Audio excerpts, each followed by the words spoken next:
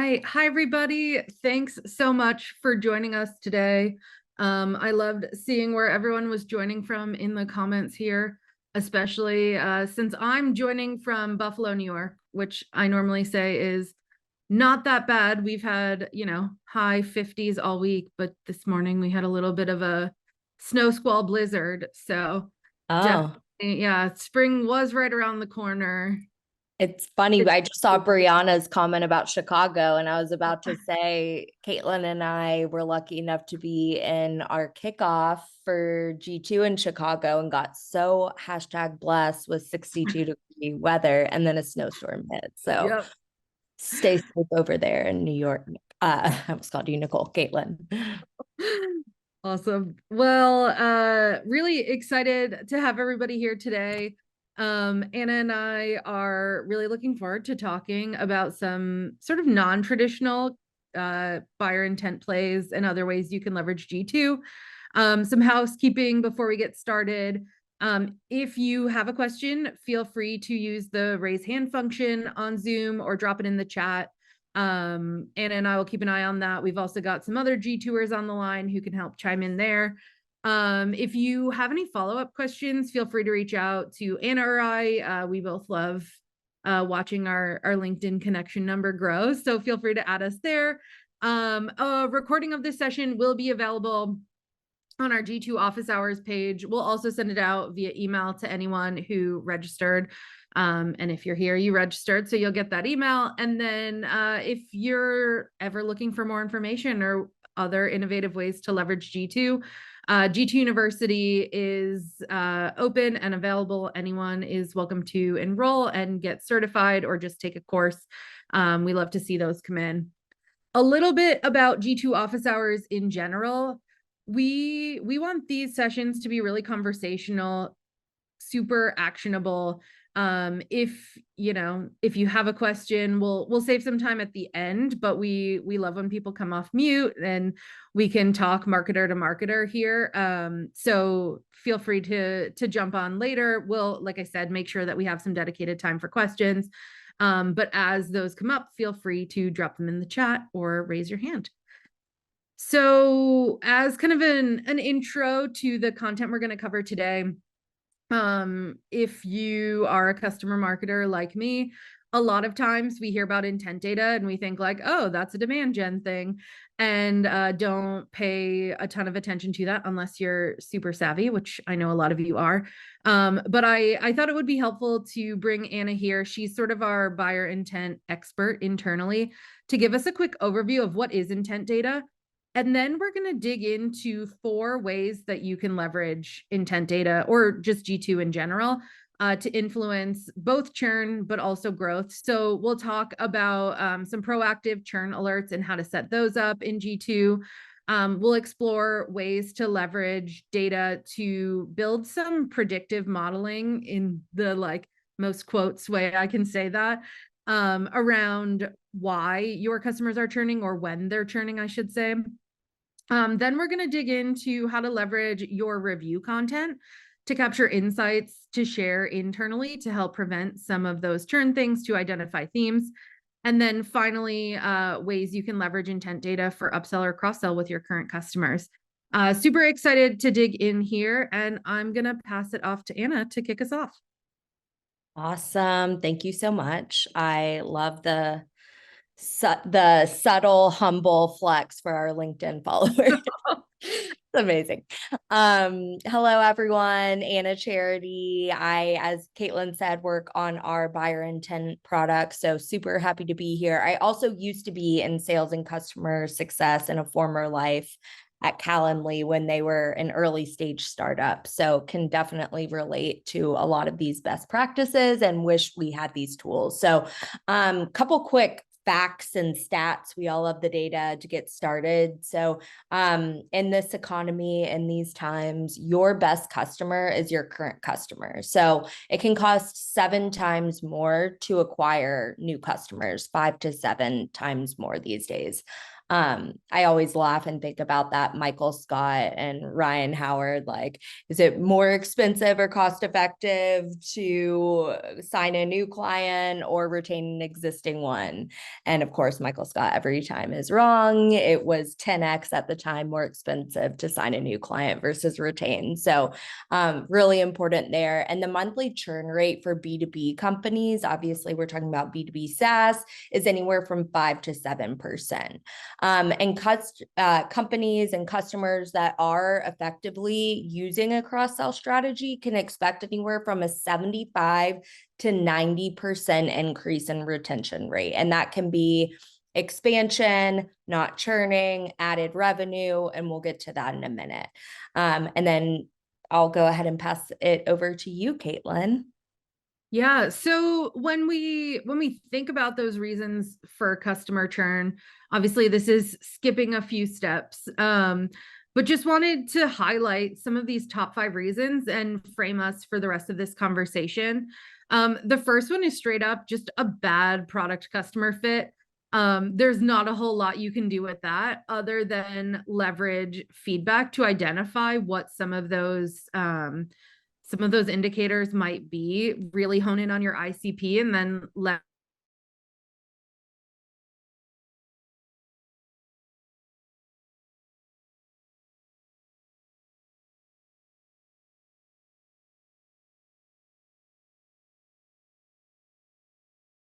chances are they're not seeing much value there. The third is a poor sales or customer service experience. That one feels pretty obvious. 4 is not seeing enough value to keeping or renewing their subscriptions. And then 5 is unresolved product bugs or lack of features for a user's job. And so we'll talk a little bit about how you can start to sort of uncover some of these things, and then a couple quick plays for how to get ahead of that. And so we show this flywheel when we talk about G2, and a lot of times we talk about it in terms of how to leverage G2 to get new customers. But Anna and I were talking about, like, we need a flywheel that fits this for current customers. But then we were looking at this and I'm like, oh, this fits already. So amplifying customer voice, we typically talk about review content and leveraging the power of customer proof in selling to new customers. But it's also really important for your current customers to hear how other customers are seeing value with your products. But it's also just as important to raise that voice of your customer internally as well, to surface some of those themes or places where people might be struggling to help get ahead of churn. Powering your pipeline. Again, we typically talk about this in terms of new acquisition pipeline. But really for upsell, cross-sell, this can be a super powerful tool to uncover people who might be shopping, specifically in cross-sell or upsell, where it's maybe a slightly different product or a different persona.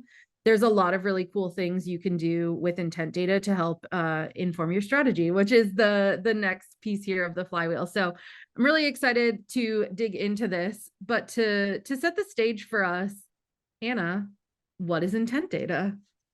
I love it. So intent data, put simply, is really going to be just the activity, the behavior, the engagement that a potential buyer, ideally someone that meets your ideal customer profile that you know is going to be a sticky, high retaining customer.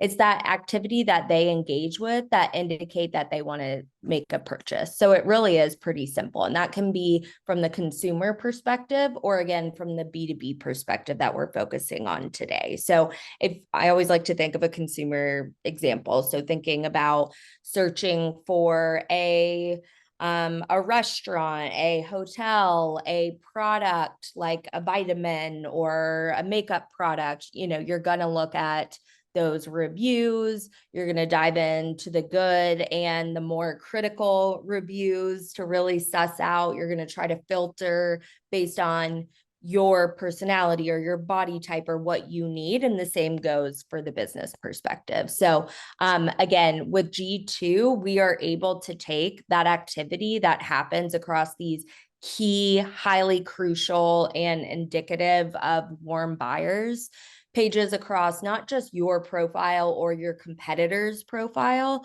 but also your competitors that you don't know about that you think aren't a problem. Maybe we'll touch on this more in a minute, but maybe your ideal customers are looking at those folks that you're like, yeah, we never thought they were going to be a thing. And then next thing you know, they're on the momentum leader grid on G2. So it's like you got to get ahead of that.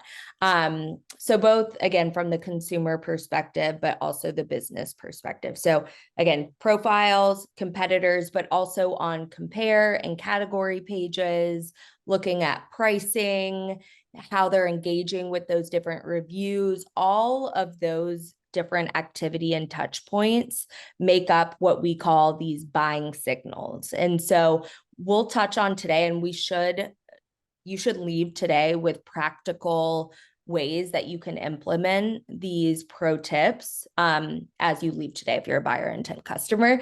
But also we're going to talk about more broad strokes as well. So really quickly, for the purposes of today, in terms of churn, as Katlin spoke to, it can be used for driving pipeline, reducing acquisition costs, but we're also trying to increase that net retention rate and eliminate any churn rate as well, and revenue churn reduction. So competitor signals to get ahead of that churn. You can use our G2U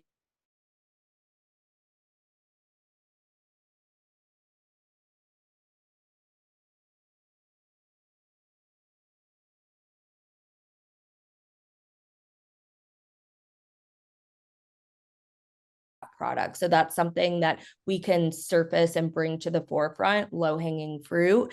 And then before you do go to those client business reviews, whether they've been quiet, not researching competitors, you want to get ahead of that critical engagement history.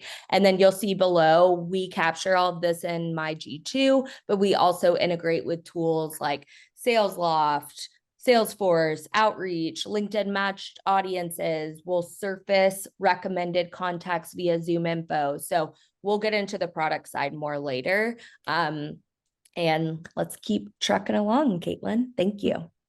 Awesome. So to set the stage for some of these plays, to a little bit about my background is prior to joining G2, I was a G2 customer twice over. And so at my most recent company, we were in the HR tech space. We were, I would say, probably power users of intent data.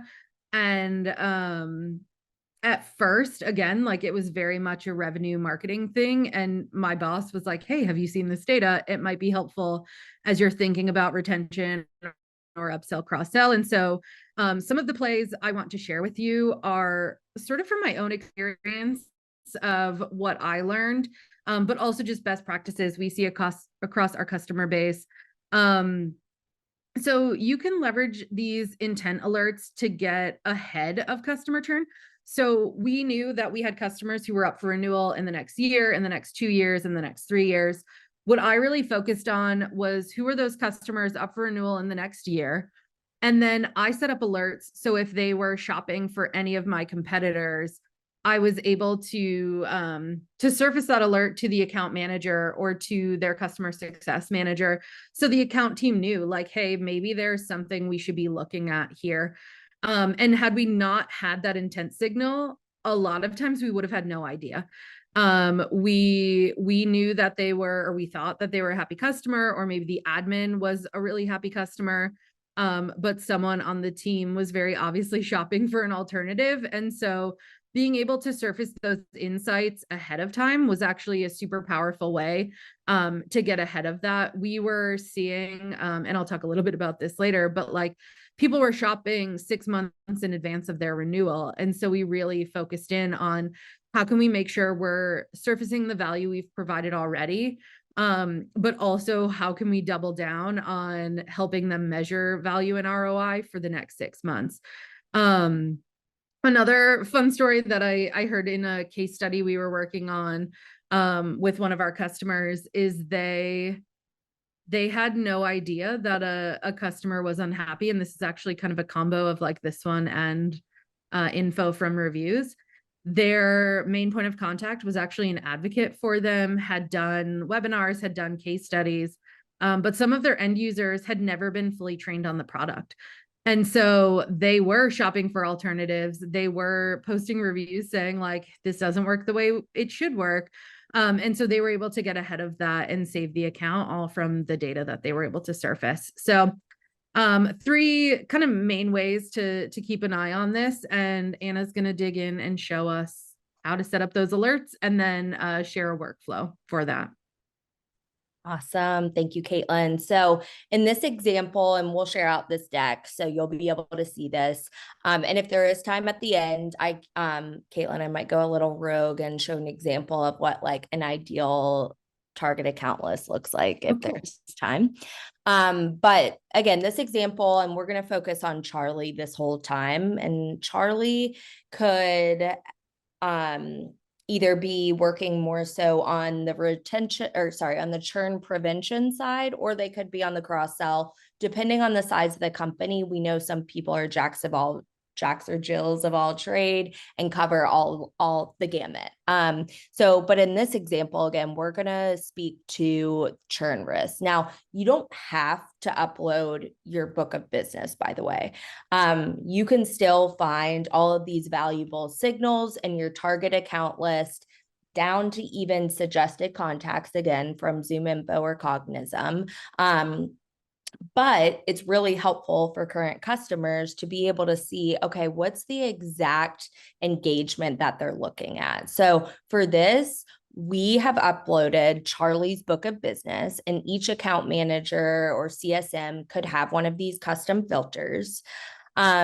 We can have their companies uploaded in here. You'll see additional demographics like company size, region, things like that. But again, because you uploaded that list of accounts, most likely you already have that and you don't need to whittle it down. But if you were looking at prospects and you didn't want it to be as noisy, you might want to utilize those filters a little more. Of course, filter by categories, but for this use case, you probably don't need to do that. But where it gets really good, my favorite filter is our proprietary G2 filters specific to us, and that is our buyer intent, score, and competitors. And in this example, it's a little difficult to see here depending on your screen size. Sorry about that. But we have CRM Queen is the G2 account here. And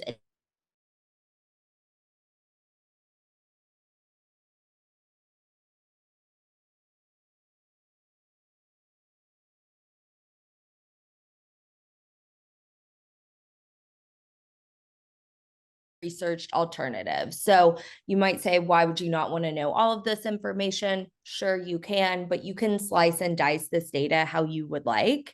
And then you can also, you'll see here that second field is researched an alternative for CRM. So while this is all housed within my G2, we can also set up different triggers, whether that be via notification or pushed into your current sales intelligence or customer success tools. So looking at this, and this can be applied to any use case as we go throughout the use cases. Again, if your current customer is suddenly incredibly active on G2, I'm so sick of hearing myself say this, but we always say no one goes to G2 for fun. So if they're on G2 every single day, this isn't Zillow or TripAdvisor or Delta. Like, they are on G2, they are searching for something, they have a need. And if they are a current customer and they're already using a marketing automation platform, and then they're going to G2, there's a problem. And Katlin, you'll know more about this and speak more to this on your example, which I love. But it's like, if they just signed as a customer and they signed like a year agreement, or maybe they're doing a pilot, like depending on the makeup of that account, you might want to have a more lasered focus on what they're doing. So I digress, but in this example, this current customer who is currently using CRM queen is now comparing these 3 different CRMs. So what has happened on the back end is because we have the Slack integration set up, you could do this manually and download it. But again, we want to strike while the iron's hot. The account manager on this, Robbie, gets notified immediately because we have set this criteria that this is a churn risk. And similarly, you'll see that the title of this open Slack channel is called Churn Risk and Expansion. So this could also be an alert when they are looking at a form builder tool. You can customize this however you would like.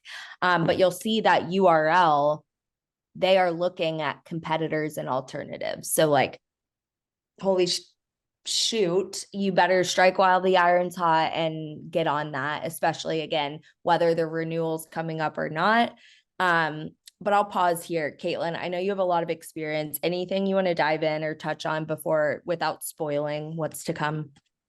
No, I think just making sure that you're surfacing it, like the point of this slide too, is to show like it doesn't have to just be the G2 admin who's seeing all of this stuff. You can set all of this up in my.g2, and then your salespeople can see it where they already are. And so that was one of the fun things I feel like I uncovered, is I was doing a lot of it manually. I was going in there, I was looking at the list that I had set.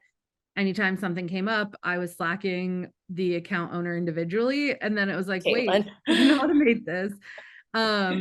You have it outlined here too, but you can also incorporate these alerts into Salesforce, which for our account team, that's where they already were. And as I started surfacing some of these insights, they were also like, wait, can I see this for all of my customers? Which was, I think, super powerful and a really great way to get that team bought into this. But it like is the worst feeling in the world when you see an alert like this. But in some ways, it's also like, wow, this is really cool that we're now going to be able to get ahead of this Yes. 6 months in advance, 3 months in advance, and have that conversation. There's nothing worse than getting to the end and a customer saying, actually, we're going with one of your competitors and we've already been implementing with them. And so we're churning, on this date. So I feel like it's the old, like, knowledge is power, and it's pretty cool that we can surface this. So oh my gosh, heavy plus mark all the way. You nailed it. And last thing on the Salesforce, yes. So it could be a Slack notification, an email notification, a chatter.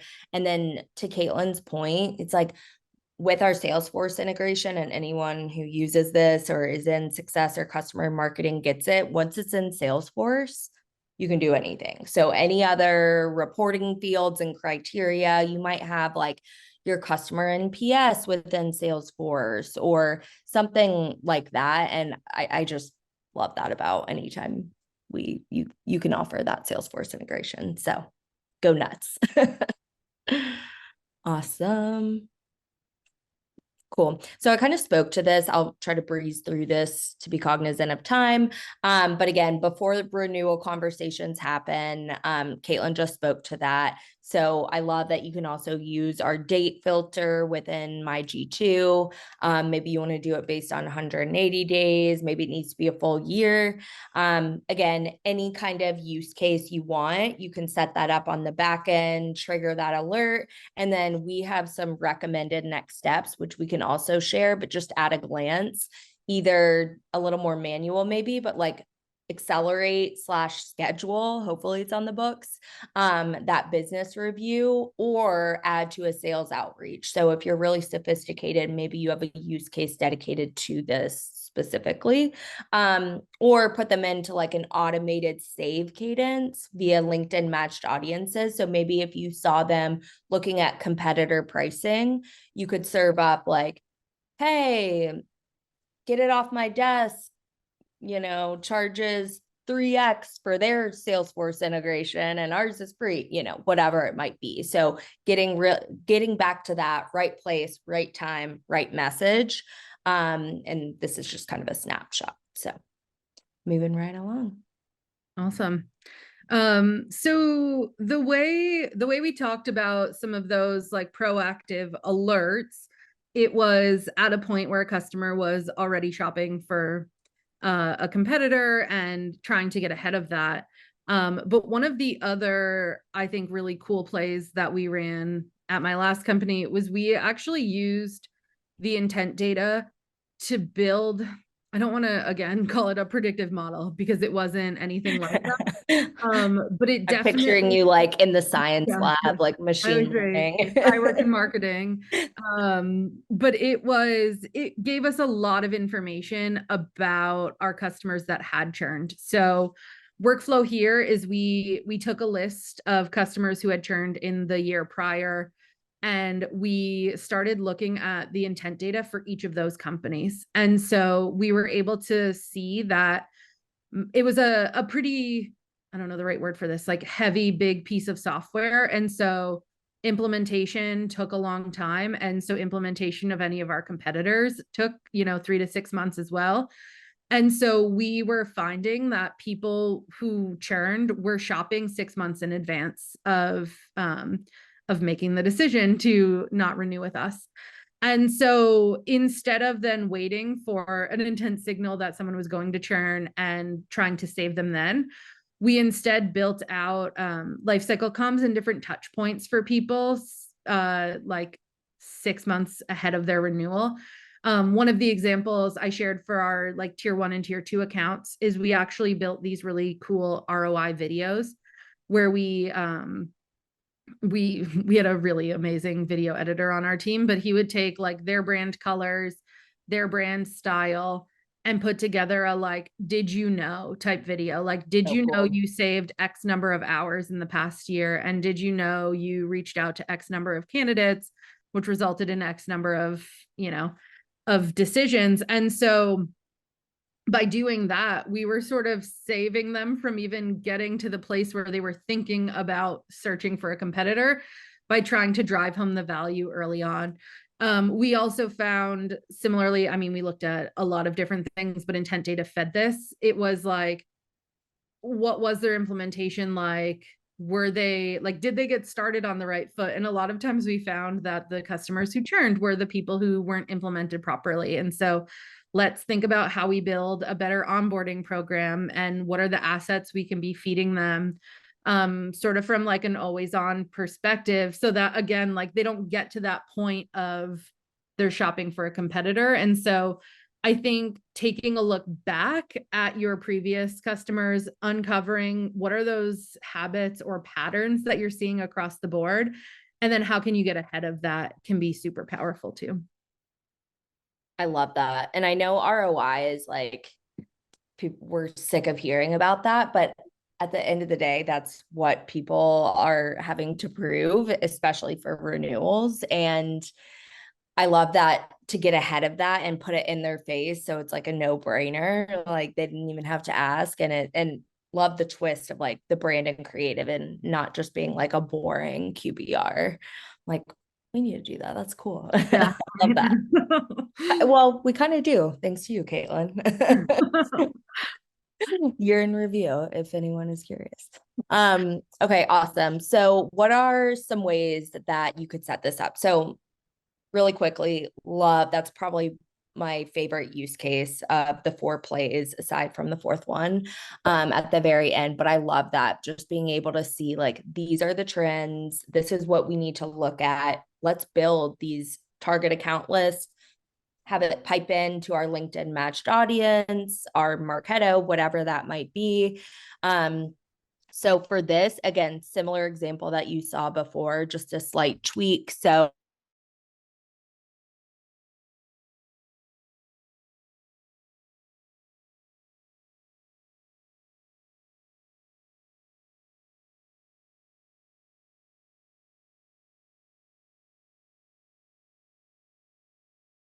like you'll see under the page view signals on that column on the right, like you probably do want to take what you can get. Like, I don't think you would think it's too noisy, but again, play around with those filters. That's my favorite thing, and see kind of what your output is within G2, and then you can decide how you want to pipe those in to your existing strategies. And then again, you'll see here, like they compared CRM Queen, our example company, to other products. And then also you'll see at the bottom, like products compared to our company as the seller, and then researched alternatives to other popular CRMs. So it's kind of a way to say like, hey, we know they went with another company. They left CRM Queen, they went to another company, but I can tell they're not happy because they are looking at these other competitor and alternative pages. They're doing any of the below activity. And then also they're looking at CRMs outside of mine. How about if I serve them up, hey, we miss you. We want you back 20% off if you sign up in 2 months. So like, again, getting very strategic and not, we know spray and pray is dead. So like defining that ICP, your goals, getting really segmented and narrow on that message and channel, and then you're done. What, like it's hard. Like I'm making it sound easy, but those are some pro tips that you can hopefully take away. Caitlin, did I say anything on this one? Yeah, I just want to like double down on what you were saying too about like you can build this campaign list based on intent data and intent signals, and it integrates with LinkedIn matched audiences. So where Anna was saying you can build that custom messaging that's specific to a win back campaign, you also are getting the people from those organizations who are shopping who might be unhappy. So you're not just sending to like every single customer that ever churned, again, like spray and pray, you're actually getting in front of people who are showing like active signals that they're looking for a competitor to your competitor that they turn to. So it's a cool sort of, I think, underutilized use case here for intent data too. Awesome. Love it. And then just to double click into this, we kind of spoke to this, but again, define how long ago they churned. You can pull this from your CRM if you'd like, and then define what those actions are. Get as broad or granular as you would like. Determine how you want that to trigger or what flow you want it to go into. And then again, you could have that really like dedicated, more manual outreach. Again, this is going to depend on who your persona is, who your ICP is, who your book of business. If you're serving enterprise and you only have 3 to 5, you know, you're going to have different actions and triggers and workflows versus maybe an SMB or B2C company might be able to have more of this automated method, which in this example we spoke to, but like putting into an automated cadence via those ads, Marketo, or doing the sales loft outreach and getting that revenue back. Yeah. Awesome. Well, we've come to play 3, which is probably my favorite. They're all my favorite, but if I know they're all good, we're hard to biased. pick a favorite child, right? Yeah. But play 3, I feel like is nearest and dearest to my hearts. If you're a customer marketer, you probably get this. We spend so much time trying to get customers to leave us reviews on G2 across other review platforms. And for so long, I feel like everybody thought about review content as just like sales and marketing activities or sales and marketing content. You can see even on this slide, like this is a real review from one of our customers that we've sprinkled throughout the deck. And so while positive reviews are super great, really helpful and great for marketing, there's also so much you can learn from your review content that, again, if you're able to uncover themes, can help influence retention. And so 2 sort of like quick plays here. The first is you can trigger alerts. You can trigger an alert for any review that comes in, but you can also set up a separate either Slack group or email notification for reviews that are 3 stars and under to make sure that those are getting the attention they deserve right away. And then you can take that review content and uncover some of the themes or things that maybe need to be addressed. We talked at the beginning about like the 5 biggest reasons customers churn. And one of those was it doesn't work for them. Another might be services or support or onboarding. And so, as an example, if reviews are coming in and you can see all of these are saying like, your Salesforce integration sucks or the support team is slow. As you start to see those themes, I feel like as customer marketers, it's sort of our responsibility to make sure that that customer feedback gets to the right place, and can be actioned on. Yeah, these are not real reviews. So one sort of like, I don't know, hacky pro tip that I've heard, and we do have a product called Market Intelligence that can help surface these themes much easier. But if you've got a bunch of reviews and you're like, how do I analyze this? I've heard of some people taking their review content, putting it into ChatGPT and asking AI to sort of help uncover some of those themes. But if you're like me and you read every review like the second it comes in, it's easy to see with reviews like this where some of those opportunities are to make things better. So quick play here is, you know, if a customer leaves a 1 to 3 star review, trigger the alert for their CSM, for yourself, for your leadership team, whoever makes sense to see that. My first course of action would be write a reply to that review. I advocate for replying to all reviews, positive or negative, but that's a different office hours.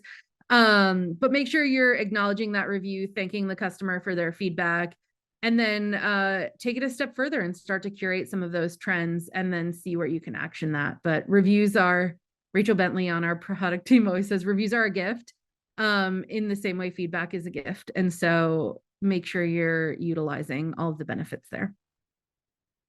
I love it. I missed, Anna?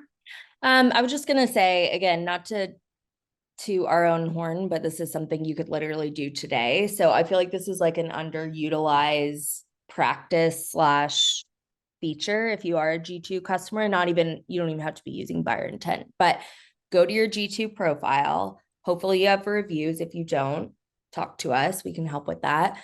And search for what you are looking for. So that sounds so basic, but like if you're trying, as Katlin mentioned, all of the reviews that you see for each play, those are G2 reviews that it's so meta, but I will search what I'm looking for. So I searched churn, upsell, current customers, and I was able to find all these very relevant reviews, whether positive or negative.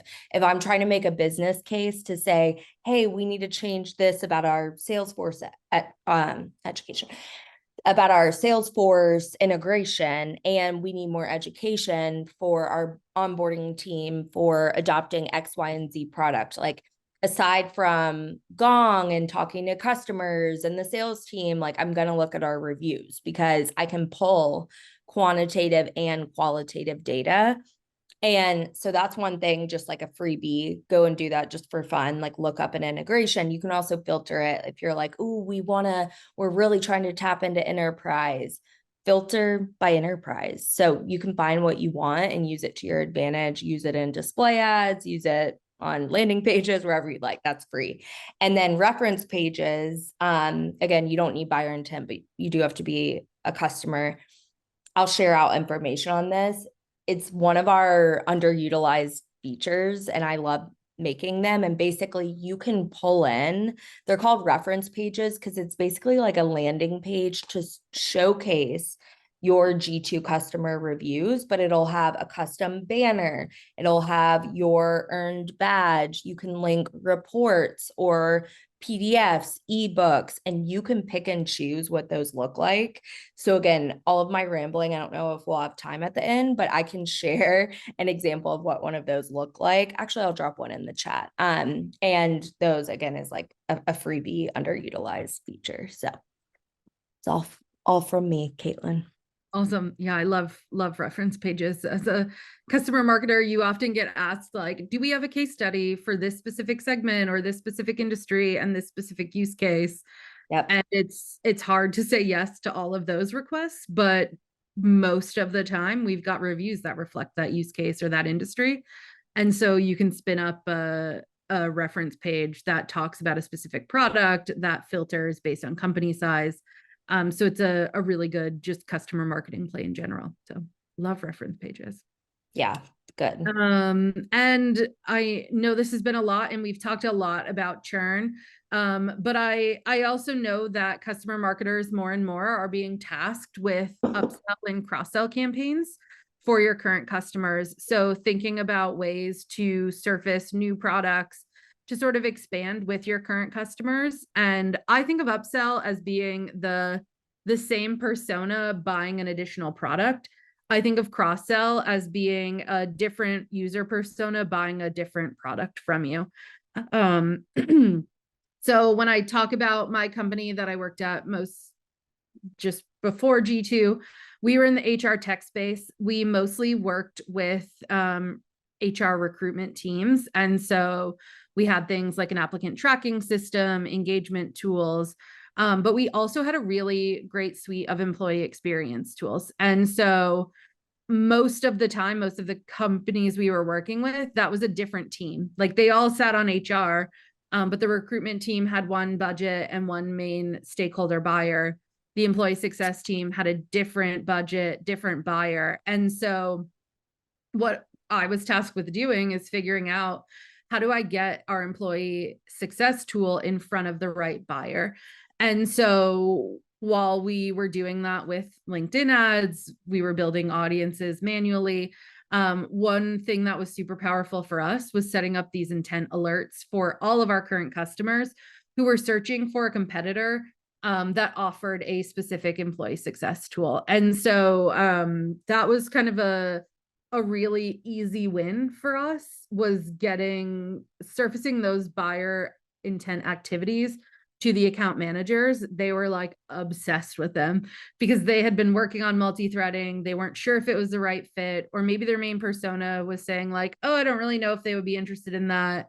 And so it was giving them kind of an in and a leg up when they knew that these people were actively buying. It was also giving me a leg up from a marketing perspective, to know that I could get this in front of the right titles at that account and say like, sometimes we were super straightforward, like, hey, did you know your recruitment team is working with us and they're seeing X, number of successful candidates. Let's talk about what we can do for the rest of your team. So that one was super cool. Another thing here is identifying upsell opportunities from your review content. So we talked about some of the ways you can use that to predict churn, but you can also uncover maybe an opportunity for an upsell. So like, this product would be great if they only had a Salesforce integration. And if you have a Salesforce integration, that's a great opportunity to reach out and say, hey, saw that you were interested in this. Let's talk about how we can get that for you. Same thing with multi-threading. Again, you're able to see someone at that org is looking for a solution that I have to offer. And then leveraging that review content and reference pages from reviews in those campaigns. Again, you can get super specific with reference pages, tie it back to use cases. You could probably even look at finding reviews that maybe from a customer that started on one product and has expanded to another. Content like that always does really well, I find. And it was the same for me. It's why we started doing these office hours. When I was a customer marketer leveraging G2, I was constantly asking my account team, like, how are other customers doing this? Or what are you seeing from other customers?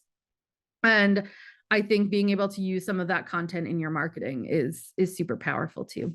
So I guess to take it home, Anna, what does this play look like? I love it. And shocker, I have one quick caveat to add. Oh yeah.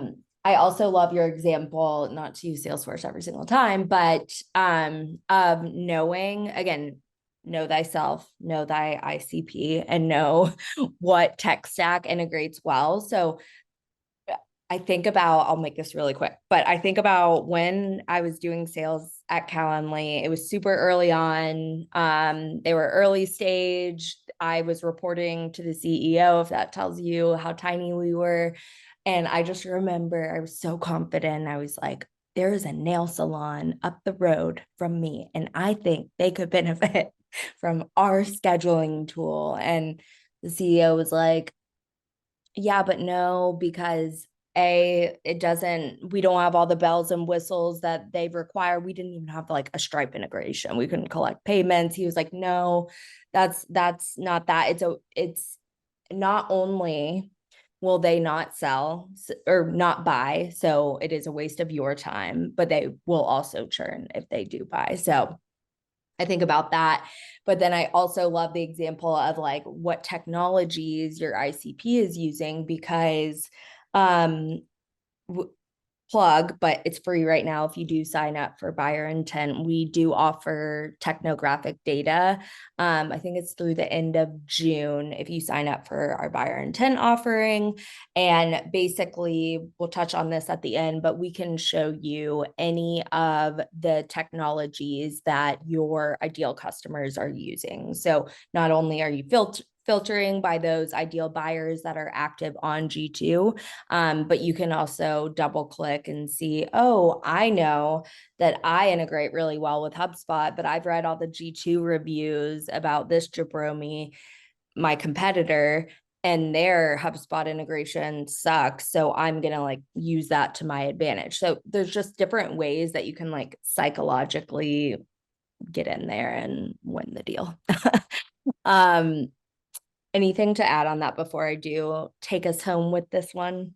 No, And then I think we'll have that's a great. discussion or questions, and we'll give y'all some freebies at the end, follow up. Okay, so again, very familiar, nothing sexy here, but so we have Charlie again, but this is their cross-sell account. So you'll see companies here. These are, again, most likely going to be their current customer. You don't have to do this. So again, just want to reiterate that you don't have to upload anything. You can start from scratch just based on your category, of course. And then you'll see here at the bottom, though, I have form builder and lead capture. So maybe Queen CRM offers a form builder, but maybe it's a new product that is added to their platform, and they're just now moving from being a singular product to having a suite. But then we see here on the right that they're looking at Salesforce, HubSpot, and what do I have here? Form Go. And I'm like, wait, I'm better than Form Go. Queen CRM is way better than Form Go. And hey, they also, by the way, they already know us. They know their CSM.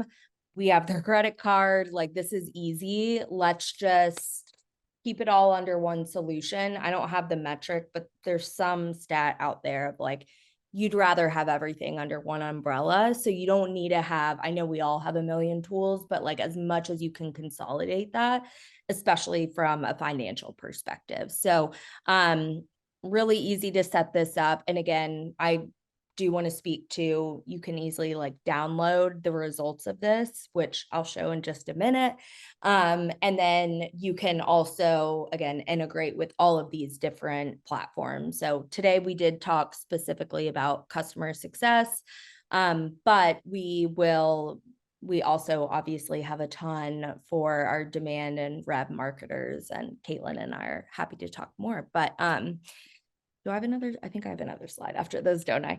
Quickly, just to reiterate again, identify those expansion opportunities. Likely it's going to be a current customer. You can choose if they're looking at a different solution, a competitor, whatever that like one-off situation might be. Trigger whatever you would like. We have tons of recommendations for you. Again, maybe it's depending on where they are in the funnel or the flywheel, maybe it's a case study.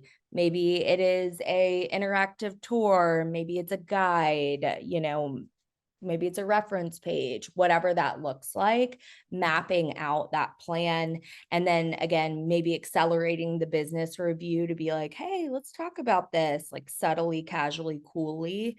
And then, or you could put them into an automated cadence. Sorry, I have a typo on this, but, and then push them into that like Lima, Marketo, outreach, and then use tools like ZoomInfo or Cognism to kind of hit up different folks and be like, hey, I think this, I'm getting a sense that this might be in the market. This might be a tool that you're in the market for, and we can help with different language and messaging to make it how our VP of Rev Marketing, Robin, says creep level 0. So yeah, anything I missed here, Caitlin? No, I think that's great. And I feel like it's such an opportunity to, for people who are thinking about upsell, cross sell. I was laughing, Marie Elliott, I don't think she's on here, but she was like the inspo behind this segment. She talked a little bit about this in a presentation she did at a conference earlier or later last year. And she was talking about how she did a campaign to a current customer. It was a cross sell, and she used their own case study. So like that company had done a case study with them, and she surfaced that up to other users at that account or other personas at that account to say like, hey, they're seeing success, you can too.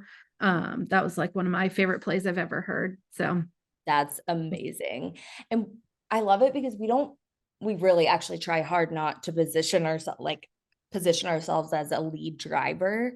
But once you have this valuable, like golden nuggets of data, you can do anything. You can, I know I listed all these different options, but also like upload it into even if we don't have the direct integration, download the data, use our API, and upload it into your Pindo instance and say, I only want to target these accounts with this message. And there's just such a major green landscape of opportunity. I don't know what I'm trying to say there, but lots of different ways that we can slice and dice it. So yeah, I love this topic. I know Caitlin does. Anything else we want to cover? And then, like I said, I'm happy to, I also have, if you aren't a G2 customer, I mean, we would love to do like a personalized walkthrough based, like our team will even show you some of these like buyers that are actively looking at your profile so you can get a glimpse of what our buyer intent offering looks like, by the way. But if you're busy in the odd chance, we do have an interactive demo. I can drop it in the chat and then we can also follow up with it. But Caitlin, do you think for anyone on the line, does it make sense for me to quickly show what I'm in, why or don't do you we want to wait? first see if anyone has any questions? We only have Good call. 5 minutes left, but anyone in the audience have a question before? If not, we'll jump into a quick demo. No, that's a really good call. And it can be anything. Yeah, and feel free to come off mute.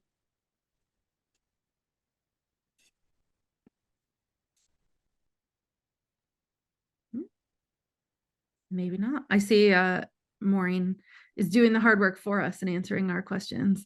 But she says, let's see it.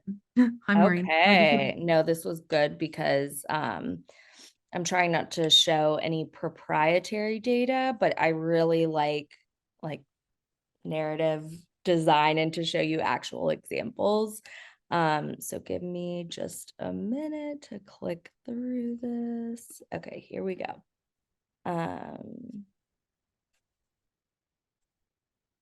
Okay, so again, I will share this and we have something that's more specific to buyer intent if you want to look at this. But with buyer intent, again, it'll show you trends, but my favorite part is once you've done those filters, and again, we can like double click on what that looks like, it's going to pull those account names that meet those filters. So again, whether you upload your own customer or prospect list, it will automatically pull based on the G2 filters and the account list, or again, you don't have to use the account list. So I love it because not only does it show you the account, their buying stage and activity level, which by the way, those are made up of like basically the compilation or accumulation of the different activities that customers or prospects rather take across compare pages, profile, category, all of that. And then once you go in further, not to like show up and throw up our products, but I think it's relevant. And again, we can show you this on a demo that's like yours. It won't be the dummy data. You'll be able to see their actual timeline. So I think that's really cool to do like the step by step and be able to see like oh, they looked at this category. Oh, they were looking at not only CRM, but form builder. And they were looking at like our arch nemesis over here. So you can, customize based on that. And then the crowd's favorite is definitely going to be the suggested contacts via, again, Zoom Info or Cognism. So it will also have, their photo and any information that we can provide. And then again, it's like, we're all sleuths this day and age. Get on LinkedIn, do your research. But I'll share this in the chat. This goes through kind of the nitty gritty and talks through what we spoke to today. But if you are a buyer intent customer, whether you're on, we have some new pricing, but if you're on legacy, being Pro, Power, Power Plus, you do a buyer intent. So reach out if you're not using it to your CSM, and they will get you all set up. And if you aren't and you want to see some of that information, reach out to myself, Katlin, anyone else. Awesome. Yeah. The other thing too is I feel like we don't talk about this a lot, but you can add an unlimited number of admins to G2 as well. So if you have a Very true. salesperson or an account manager who wants to try this out and wants to just see the data, as I was kind of like, what is it, winning hearts and minds across the org, I would just like on a call with them, pull it up and show them like, oh, we're talking about this customer, let's see what they have. And then they were Yes. like, oh my God, how can I get that for all of my customers? And it was like, well, it's in Salesforce, or if you want to see this view, you can see it here. And so I feel like getting some of your account managers in there is a quick, easy win too. But now we have 1 minute left. Thank you all for hanging with us to the bitter end. This was super fun to talk about, sort of a slightly underutilized or unsung use case of intent data. But I hope you can take from this, one play that you can implement. And if you need some help or ideas or best practices, Anna and I are both happy to connect with you. Thanks so much. Yep, that's right. Thank you, Katlin. Bye, everyone. Thanks. Have a good day.